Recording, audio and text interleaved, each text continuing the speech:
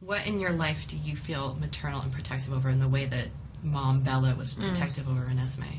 I do have 2 dogs that I adopted Bernie when she was a bit older, so I feel like she's kind of like a roommate.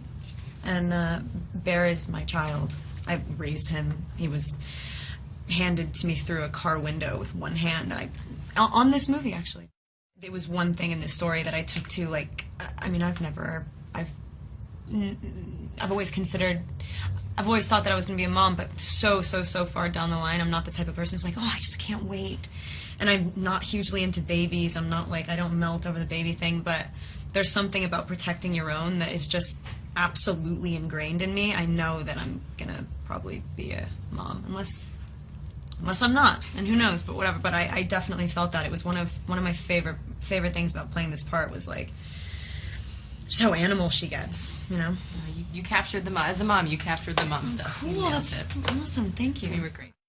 One thing I really appreciate and love Bill Condon for, he really had his finger on I think what keeps this thing going. He didn't shy away from the romantic elements of it. I mean, without making them 100% sentimental, you know, just boring BS, corny. He didn't shy away from it. He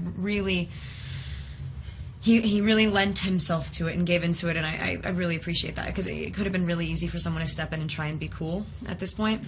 I'm really glad that we didn't try to do that, and especially this last one. For anyone who doesn't want it to end, there's a major knife twister. I mean, the last bit of the film is kind of hard to watch because you're like, no, it really is going to be over soon, God. The first time I watched the end of it, it was like, wow. He really knew how to close it. He really knew how to pay everyone a little due. Which Bella do you relate to more, that kind of awkward, unsure human Bella, or the fierce, confident vampire Bella? I mean, obviously, I think I've got a bit of both. The thing about Vampire Bella is that, I mean, she's just an incredibly realized, she's Bella on a really great day. She's got some good perspective. I feel like I've got some of that. Quite a bit of that, actually.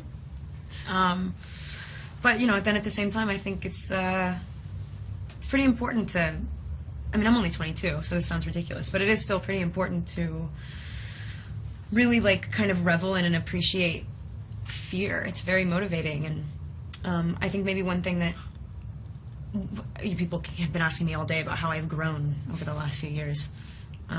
Being comfortable with that fear, and instead of being kind of like crippled by it, it's a good deal. And I'm so comfortable now being terrified.